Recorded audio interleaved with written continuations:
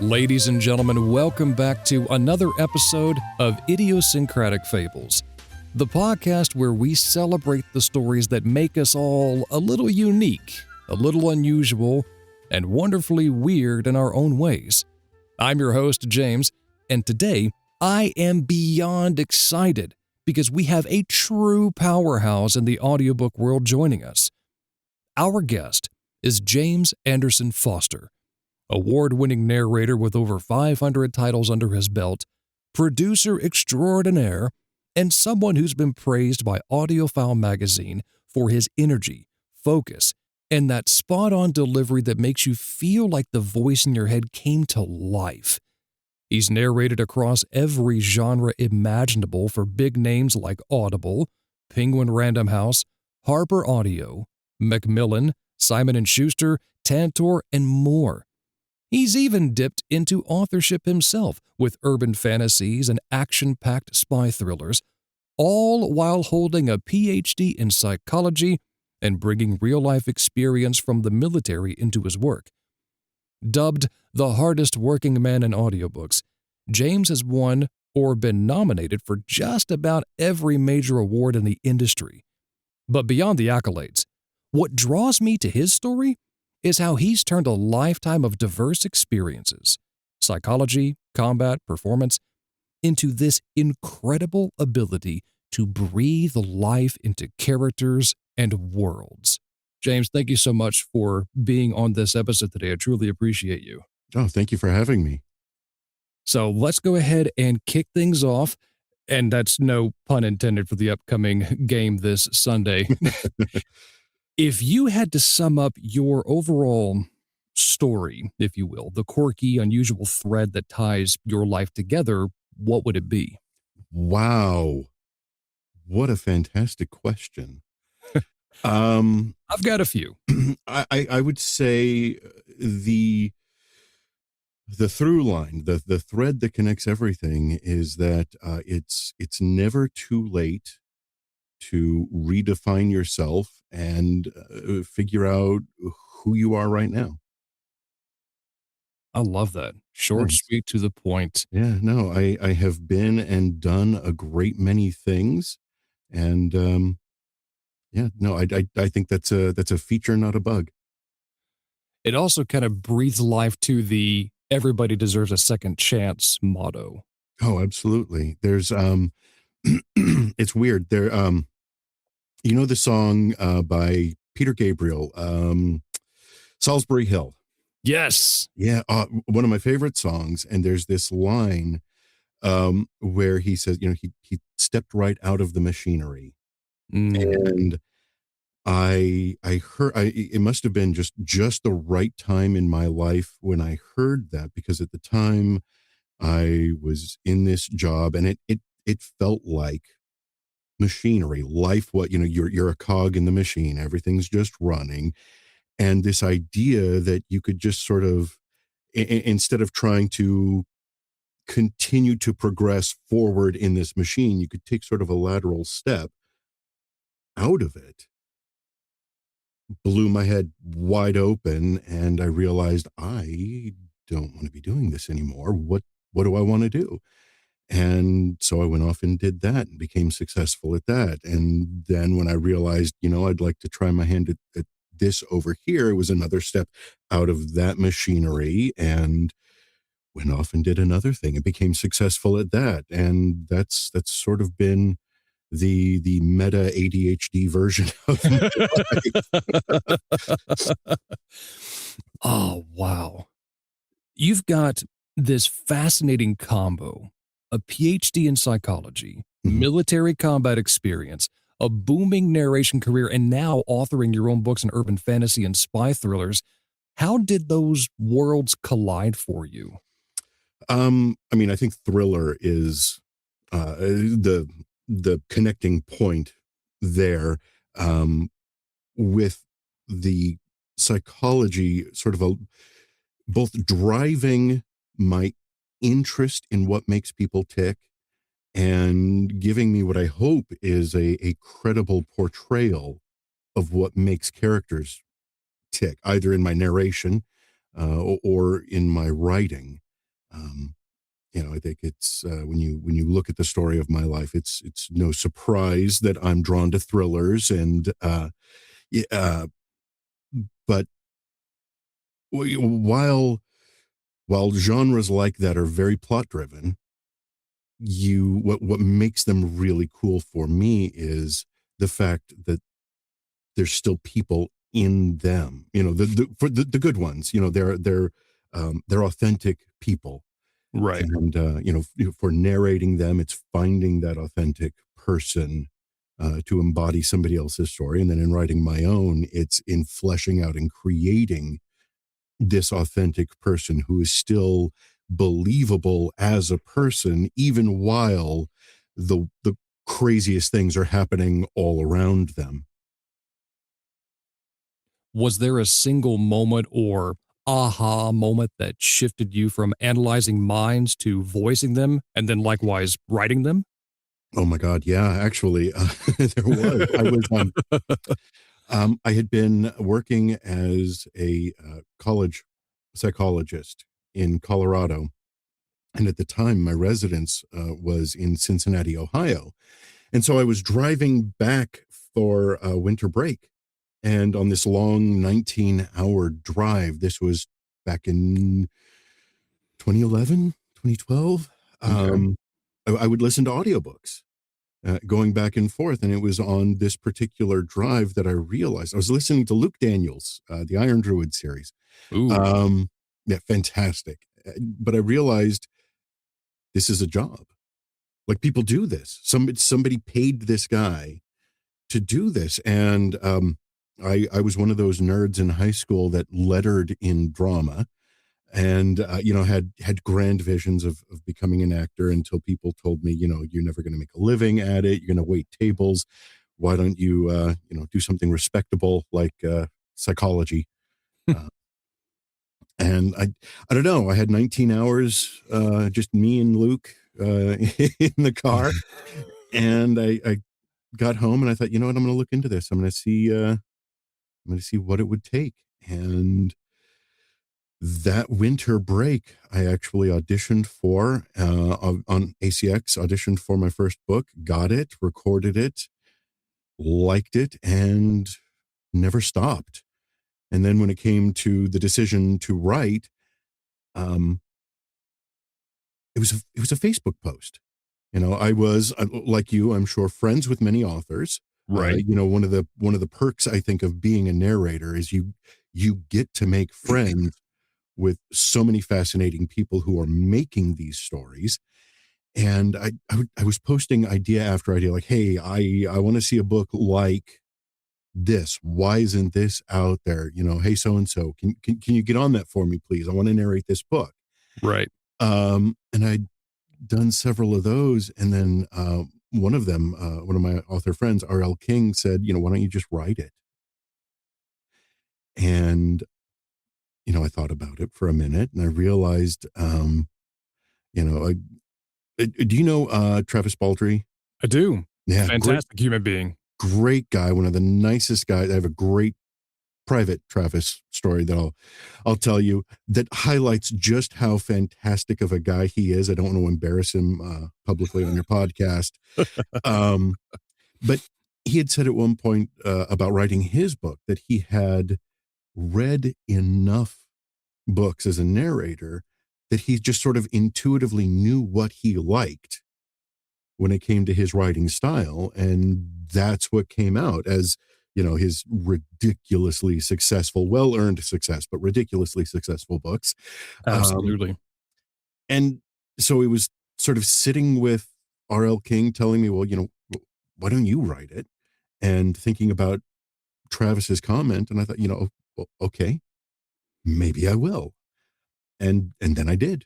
And that was a few years ago. And I haven't looked back since. I've got a similar story idea and scenario build up as you described. Mhm, One of my Navy colleagues posted something. Hey, wouldn't it be cool if there was a book about like a modern day fantasy marriage between a vampire and a fairy? mhm. And I went, Oh, that's good. That would be hilarious. Because depending upon the lore you choose, fairies have contracts that they always abide by, whether nefarious deeds or just absolute hilarity. Vampires also have this kind of hypnotic tranquility about their blood that even if the victim drinks it, not necessarily being bitten, they are bound to that vampire for literally eternity or until they pass on. Mm-hmm. Like that could be deviously hilarious, and I think I want to write that, but I don't know where to start.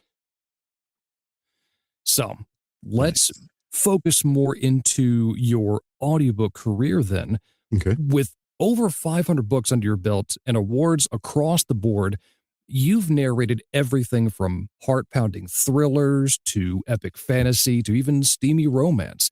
Mm-hmm. What's the strangest genre jump you've made, and how do you switch gears mentally or vocally to make it authentic? Oh, wow. God, that's a tough question because um, I think one of the nice things about being a narrator, and I'm sure you'll agree, is that while we obviously have our preferred genres, the genres that we like reading, that we like performing, and we have casting agents that will occasionally sort of typecast us into certain genres. We still get stuff from just about anything. If an author or an agent thinks we're going to be a good fit for it, and we've got time in our schedule, who knows? We could be doing, Regency romance right next to a self-help nonfiction, right next to a spy thriller, right next to a steamy romance, followed by lit RPG. We just don't know. It's part of the fun. Again, especially if you have a little bit of the ADHD, that's part of the fun of the job. Is that it keeps it interesting. As far as the biggest jump for me, I would have to say doing back to back, and this was a few years ago now. I recorded Dostoevsky's Crime and Punishment. Ooh. Got nominated for an Audie for that one. That was, and I loved it. I went out to Brilliant Studios for that one, spent all week in their studio recording this book, and went from that immediately to a spicy mafia romance. And that's a bit of a shift from sort of Yeah. maudlin, deeply interior Russian pain to deep growly, she's mine. And yeah, I mean, Mm. that was a shift. As far as how I go back and forth, it's not that hard. And this is, I think, where my psychology background helps. Um, are you familiar at all with Parts theory of personality? No. Okay, you don't need to be. I just didn't want to insult you if you were. Um, It's okay. so we have in psychology, there's a crap ton of theories of personality because we have no clue ultimately what a personality is. I mean, people that say they do, they're lying to you, or they've just Mm. gotten tired of reading more. So we have a ton of theories that all work. They all work to a certain degree. They kind of break down in some places, but they work great in others. Parts theory of personality basically says instead of being like one singular unifying personality, we're actually kind of a bunch of different people depending upon the context. We're not the same person we were when we were younger as we are when we're older. We're also not the same person necessarily at work as we are at home with our spouse or with our kids. Like we play different roles, right? And you find out quickly, let's say if you started interacting with your spouse the same way you do with your coworkers, that could be a problem. It I- could. if you were interacting with your coworkers the same way you interact with your spouse, if you were the same person with your kids as you were with your parents, there's a lot of funky dynamics where you can see, this would be a problem, and it highlights how different we are. This is actually a huge problem. Just weird side tangent for soldiers and police officers, Mm. because no matter how nice and kind and sweet you are as a person, there is an inherent role that comes with those jobs, right?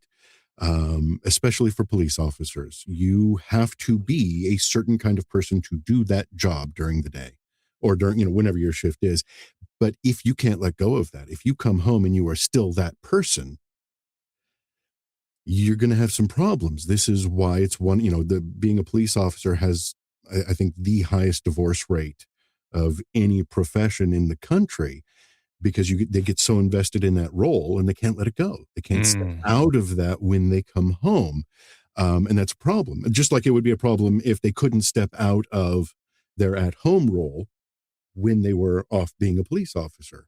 So anyway, the point I was making is we switch naturally through these most often. A great example I use when explaining this is, let's say you're on the phone with your boss and you are a certain person with your boss, but you're at home and you're acting as that person, and your child is acting up in the next room and they're getting loud and they're pissing you off. And how hard is it to switch from, hold on just a second, if you don't stop that right fucking now, okay, yeah, sorry about that. I'm right. That switch is seamless. We don't even think about it going from right, coworker or employee to authority parent back to, we do it all the time.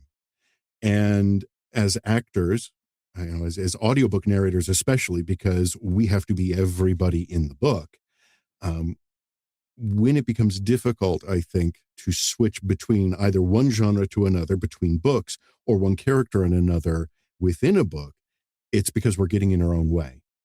We're overthinking it. If we know who these characters are, the switching is seamless. It's natural. We do it automatically as long as we're able to step out of our own way. That was a really long-winded answer. I'm sorry about that. No, I prefer those answers. Granted, not all the time. I mean, there are room for them, and then there's room for the small, quick ones. So that actually leads right into my next one.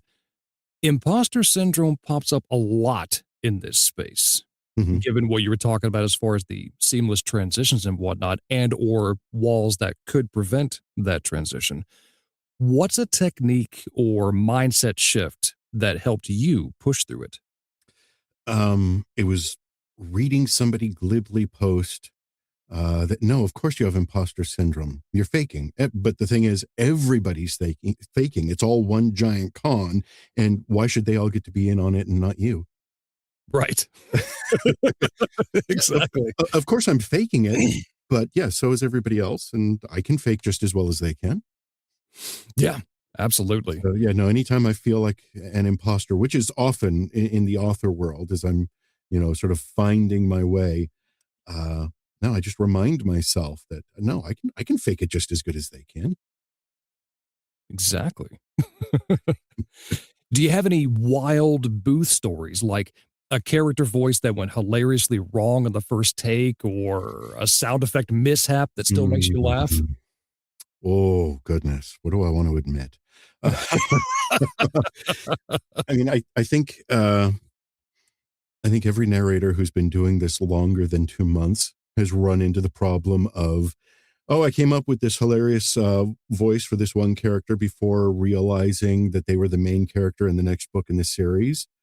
Now I've got to do the whole book like this, and holy hell, that's gonna hurt. I think everybody's had one of those. There's the ubiquitous, forgot to prep the book and didn't realize until the last chapter when the author finally mentioned the character's thick Scottish brogue. I think, though, this is a good one, and I'm far enough away from this now that I can admit it publicly. One of the very first books I did, and this was, almost 15 years ago now. So it was an indie book, and I'm not going to name names, but I got so mad with the author. And this is one of my first books, so I'm green. I'm green as green can be to the whole process. I'm editing my own stuff at this point, proofing my own stuff. I'm not using, I'm doing the clicker method to mark where my mistakes are, and I lose my shit at this author. and I start swearing at them just for the dumb shit that the character is doing. Oh yeah. And I go off. I'm like, oh my God, Jesus. Yeah, I don't know how blue your podcast is allowed to be here, so I won't repeat it. But then I go on, I finish the book, and missed it in editing. And then it got missed when the author listened back, or maybe they didn't, and they just trusted me, and it made it into the audiobook. Oh. And it wasn't until the third, not the first, not the second, the third review of the book that came in and said, yeah, overall, the story's not bad. The narrator was fine. But what I really enjoyed was the near operatic swearing meltdown the narrator has and left in chapter. Oh my God.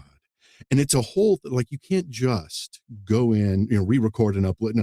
No, you have to, because I reached out to ACX and I was like, hey, I've got a new file I've got to upload for this. And I'm like, yeah, no, you need to reach out to the author and let them know, and they have to approve. So I basically had to go hat in hand to the author, deeply apologizing, and it hurt. It was humbling. Oh. Yeah. That sounds like a well-baked humble pie if I ever heard one. Yeah, that was a lesson learned the very, very hard way. Oof. Never again. Never have I spoke ill of an author, even in private since. Yeah, I don't think I've ever spoken ill of an author publicly. But I've had one or two tantrums where one made sure I was done. Reaper was off, and I'm just staring at a blank computer screen, and all of my, cadence calling, vocal projection coming out at the screen. You blankety blank, sorry, just all manner of vehemence spewing forth at this author. Oh gosh. Yeah. I think one of my biggest regrets is my first book I ever narrated, because I auditioned for it. It was a sci-fi piece. I'm a big sci-fi nerd. I went, yes, please, thank you. I would love to narrate for you. First book out the gate, royalty share, not a clue what I'm doing. Using a Blue Yeti USB microphone in my closet full of clothes.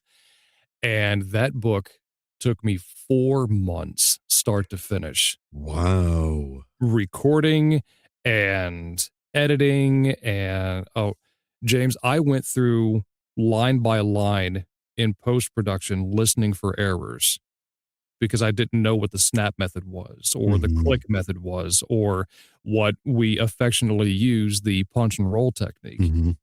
Didn't know any of that. And I had this weird false sense that I need to do every paragraph in one breath. Okay. I don't know where I got that line of thinking.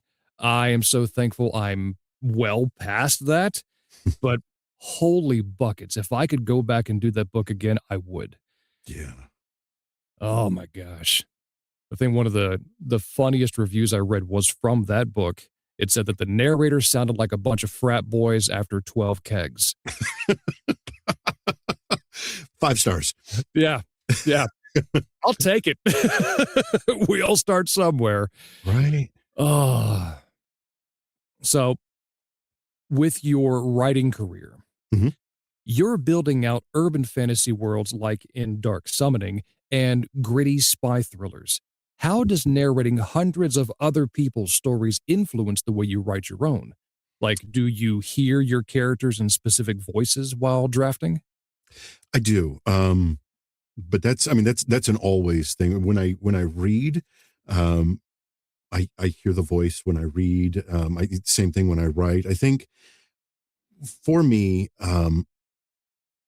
being a narrator, it was such a help to my writing process because I learned what kind of writing I like, what kind of writing I don't like, what kind of writing, when I sit down to narrate, it's seamless. It's like it was written for me. And what kind of writing like trips me up? It's like, no, this doesn't work with me. It's, I think a lot of writers have to spend years and years and books trying to find their voice. It's not a natural thing. We hear it in our heads, but that getting it from head to go through our arms to our fingers to the screen, that's a process. And um, I think by being an audiobook narrator, and it's, so I'm well read, and I think being well read is something you need to be to be a decent author.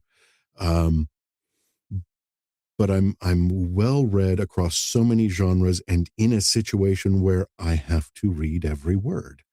There's no skimming. There's no, let me just jump ahead. I'm not a fan of, this subplot. I'm just going to go to the next chat. No, I'm reading every single word.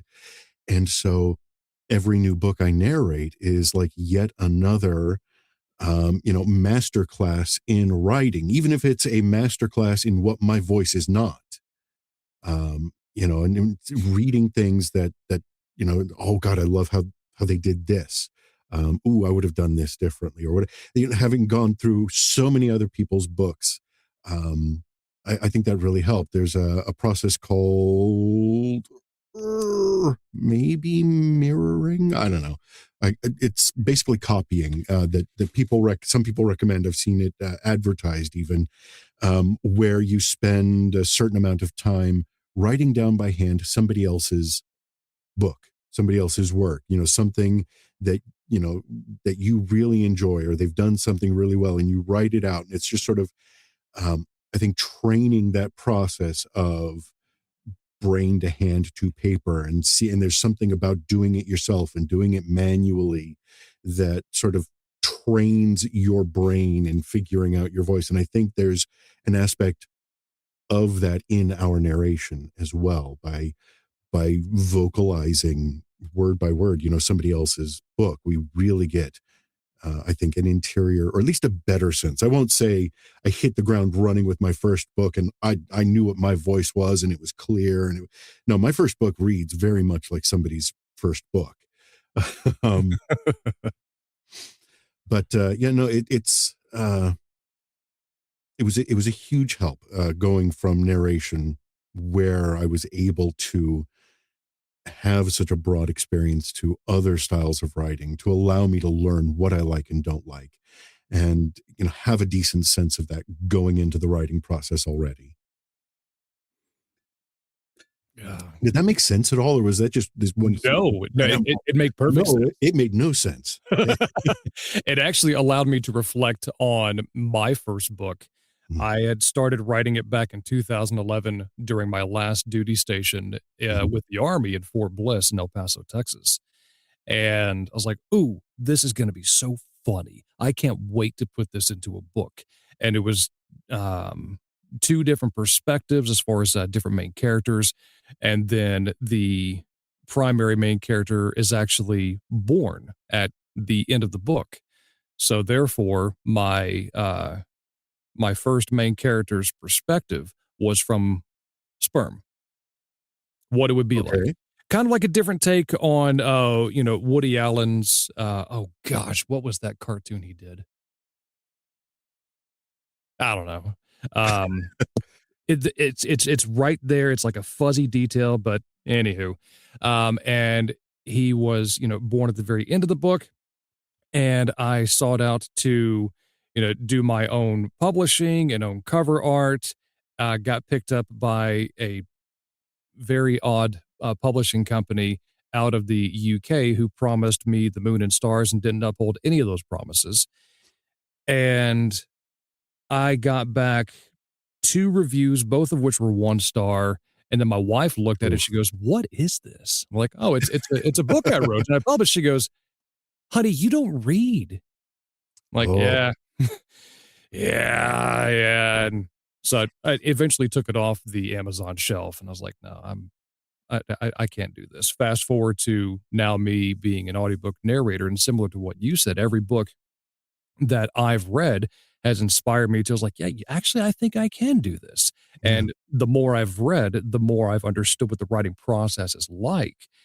And so now I've rehashed and reconstructed my first book, changed main characters completely, different perspectives, something that people can actually relate to.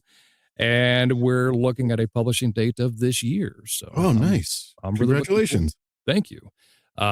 Still waiting on the editing process because right now it's just the rough draft. And Mhm. I have accepted that it will need some tweaking and some polishing, that it's not going to be perfect right out the gate.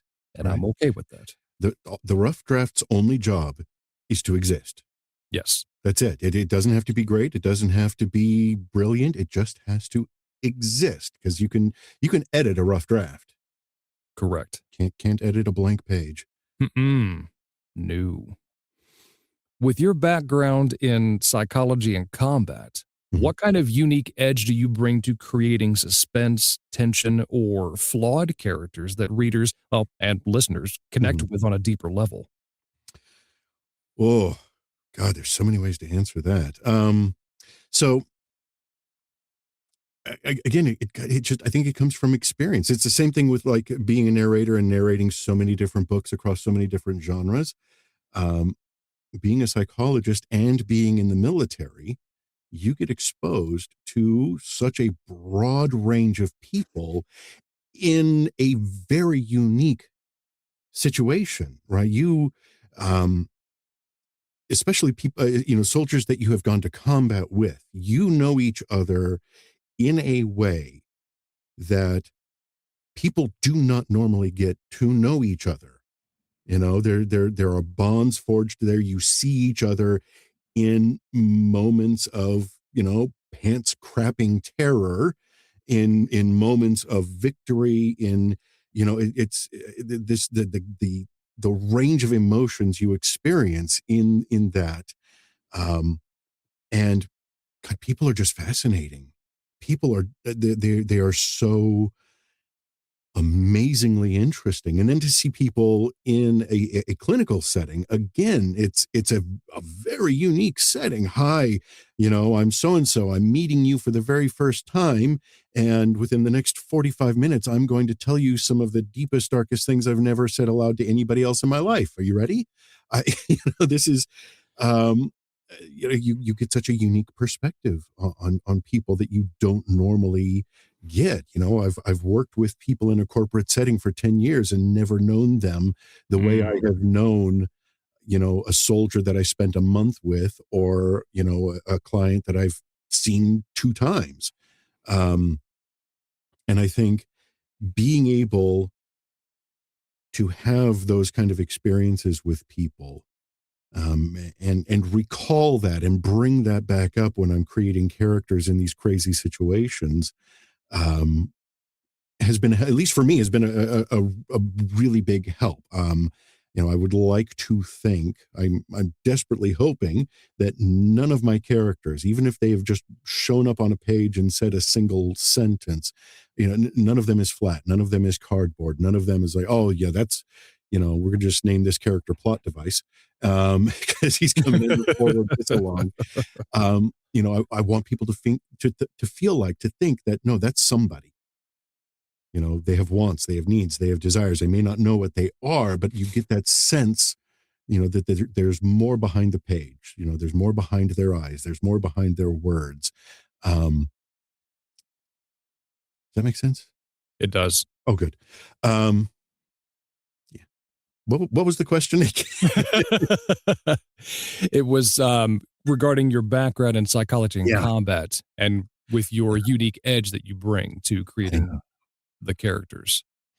And I think part of, there's, I love thrillers. I love thrillers in the thriller subgenre of any broader genre. I'm there. Love it to death. Romance thrillers, yes, absolutely. Military thriller, yes. Sci-fi thriller, fantasy thriller. If there's thriller on it, I'm there. I love the the ratcheting, the increasing of intensity over time, the ratcheting up of that tension, everything's building. And then, what are these people going to do with that? What there are three things that could happen right here, or three choices this character can make. What's the absolute worst one? Okay, we're going to have them do that. And what's that going to do to them? And how are they going to react to that? I love that aspect of thrillers. Maybe that says something about me. I don't know. How bad can we make this for them? I love that.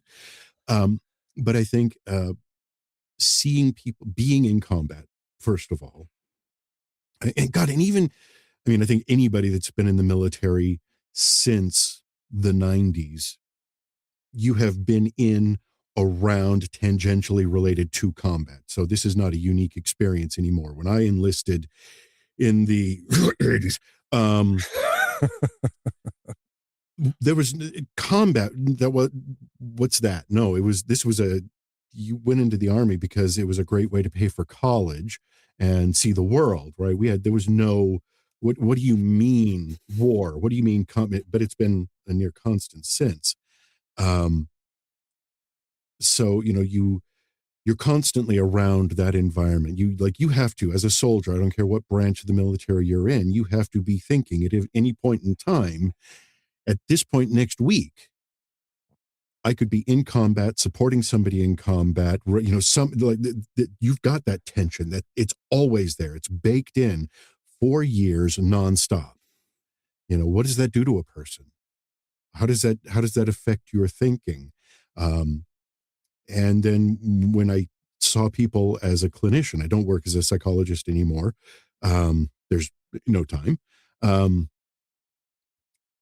But seeing people even in their daily lives and realizing that, okay, maybe you're not, there's no combat here. There's no, you're not an international spy. This isn't a domestic thriller, but there are aspects of thriller pacing in everybody's life. Everybody's got, some tension that they're going through. It's all relative and contextual. And how do they deal with that? What are the ramifications of choices they make there? And then once trying to take that and putting that with the high stakes combat stuff and, baking it all together into one big I don't know if you can tell, but I like this. I enjoy crafting thrillers. I enjoy the whole aspect of building this sort of thing with these sorts of people and seeing what they're going to do. I love that. Absolutely love that. I would wager to say that everyone is just a little weird in their own wonderful way. Would you agree? Yeah, I would. I think the only thing I could disagree with there is the use of the word little. Fair enough. No, we're all some seriously weird. So with that being said, what would you say is one of your most strange or unique habits and rituals when you're prepping for a narration session or sitting down to write? What I meant to say was everyone but me. Excuse me. No, I'm perfectly normal. It's the rest of you freaks that, God, I don't know, because our own weirdness. That's like the water we swim in as fishes, right? We don't notice it. It's only when somebody else sees us from the outside and says, "The hell are you doing?" Yeah.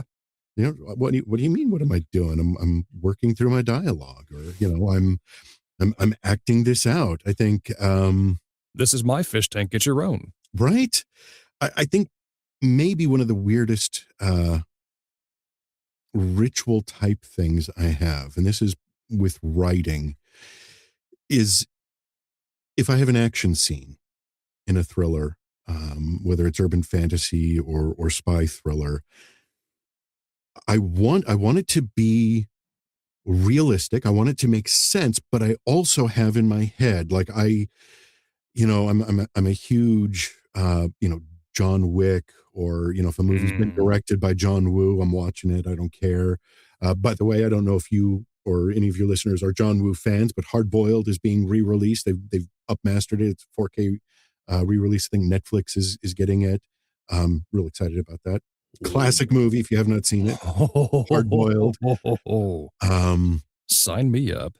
Right, but so I've got this sense that I want, this gun fu almost cinematic type action scene, but I also want it to make sense. And so before I start writing those, there's almost always a solid 15 to 20 minutes of me, and I'm sure I'm making faces the whole time as well, but no, I'm up and I'm moving, and I'm like, okay, so no, if the elbow is swinging this way, I can't do this. So there's no elbow unless, and I will walk myself through the choreography as best I can, not being a, international spy type person.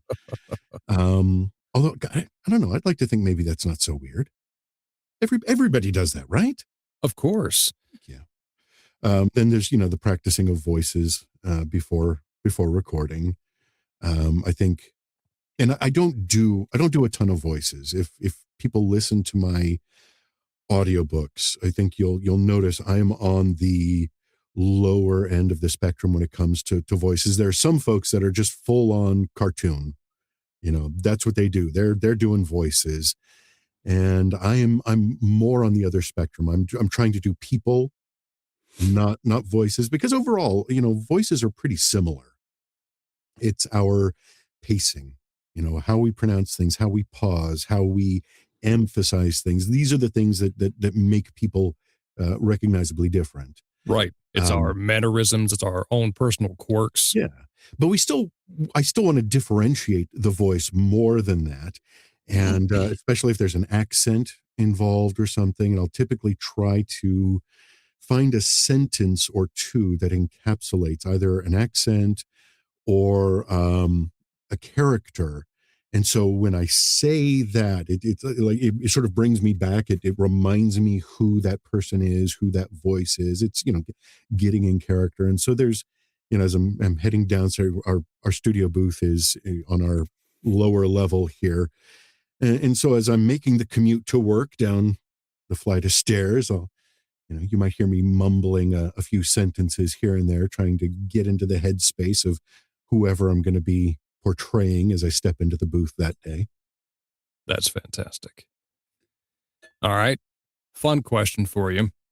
If you could narrate any book just for fun, no deadlines, no royalties, what would it be and why? None. I absolutely refuse to read a book without getting paid. What is this just for fun? Fair enough. No, actually, I am reading that book right now. It's Jim Butcher's 12 Months, the latest. Oh, I'm loving it. I'm spreading it out. I'm actually reading it just before bed, and I'm doing a chapter, sometimes two, but I'm trying not to do more than that a night because I want to savor this. Because I don't know if you're a Jim Butcher fan, but he's not on the fast end of releasing the Dresden Files book. I know I'm setting myself, even with getting this done, in a month, I'm going to have another at least 12, 13, 14, 24, I don't know, before Mirror Mirror comes out, the next one. But yeah, no, any Jim Butcher book. I love the way he writes. That's awesome. Would you be willing to give us like a 10 to 30 second taste of where you're at in the book right now? His book? Yeah. Actually, no. I'm in an incredibly actually, that's where I am. I'm in an incredibly spoiler-full section of the book. I can say, though, for people that have not read it yet, or have not listened to James Marsters' narration, because this goes totally against that. The way there's a new character in this book called Bear, and she is a Valkyrie. And she very clearly, Jim Butcher has not said this, but I think everybody agrees once they've read the book. She's like an analog of Brunhild, or she is Brunhild.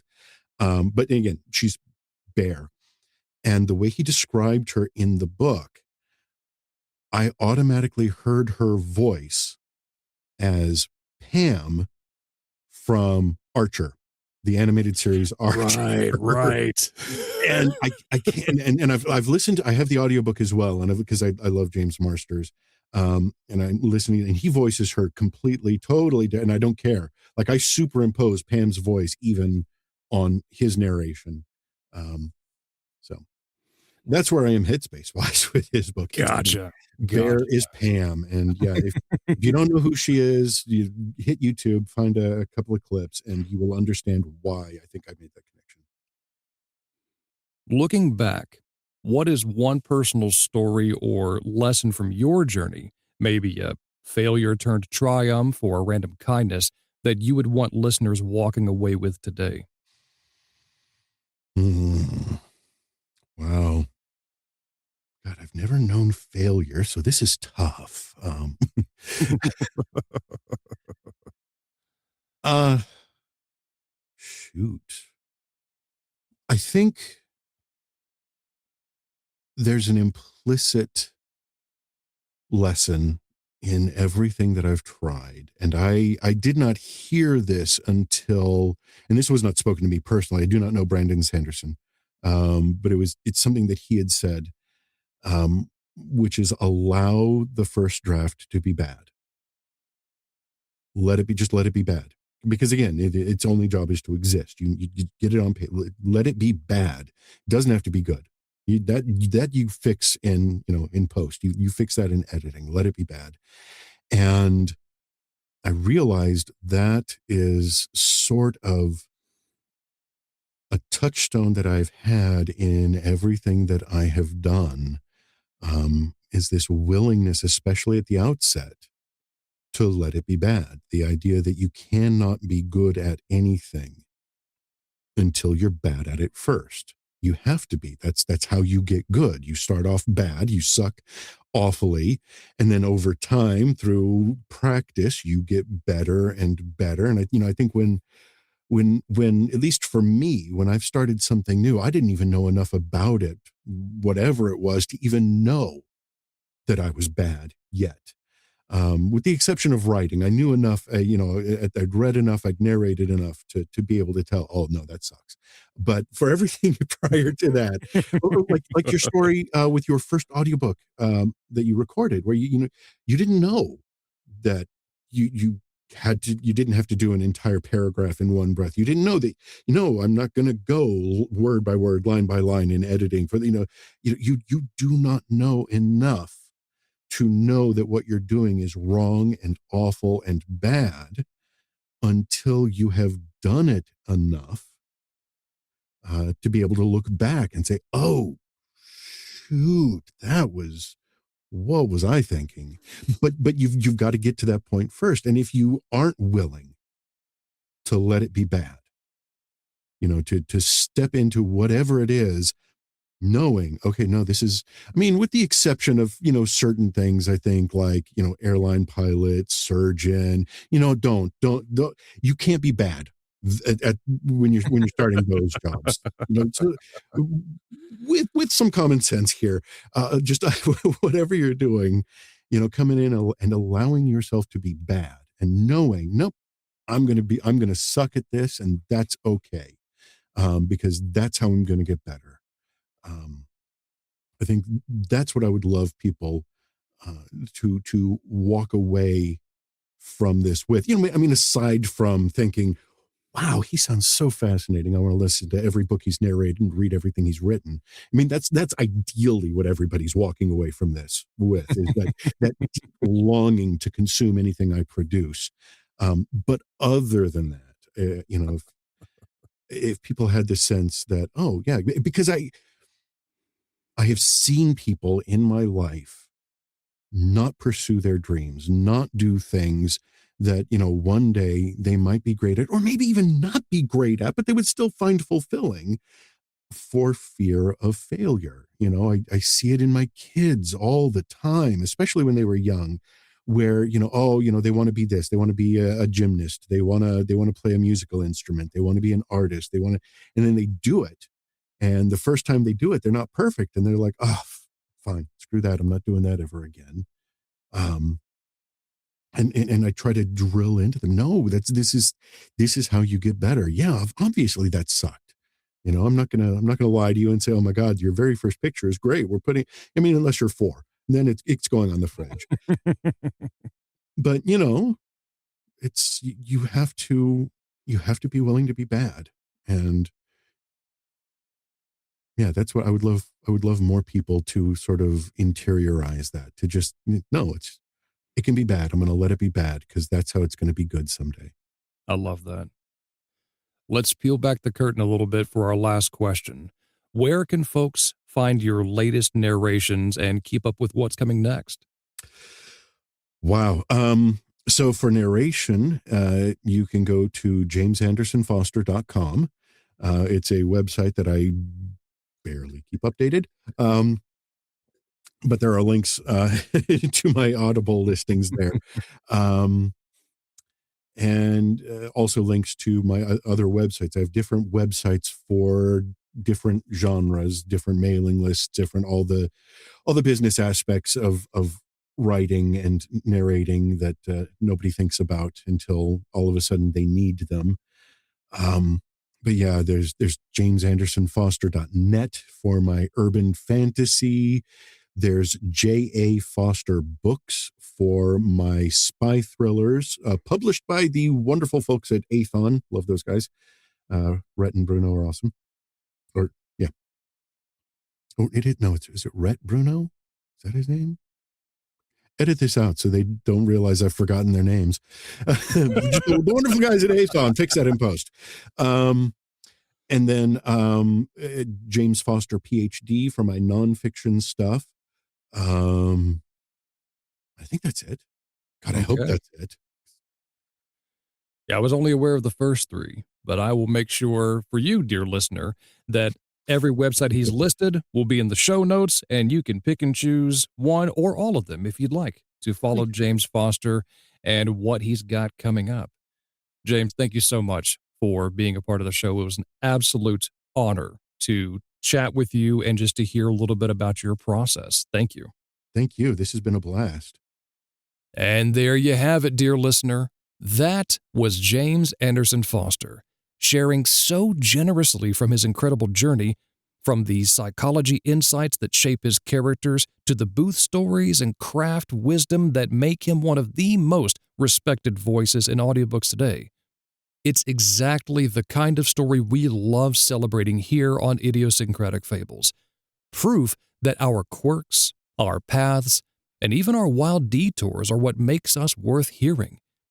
If you're loving what you heard, make sure to check out James's narrations, search his name on Audible or wherever you get your audiobooks, and keep an eye on his writing at the websites that he listed. I'll make sure I put those in the show notes for you, like I said earlier. And hey, if you want to go even deeper into the audiobook world, to where you can watch live narration sessions, catch behind-the-scenes action, chat craft, share stories, and hang out with a great community of listeners, narrators, and authors, then I invite you to come join me over on my Discord server, Wilderness Fire Productions. It's where the magic happens in real time, and I'd love to see you there. You can grab the invite by going to the Discord link in the show notes. As always, thank you for listening and for being a part of this community where every voice matters. If James Foster's story resonated with you, drop a comment, share the episode, or tag us on social media and let us know what stuck with you. Until next time, keep telling your stories, keep embracing what makes you strange and unusual, and until I talk to you next time, peace be with you.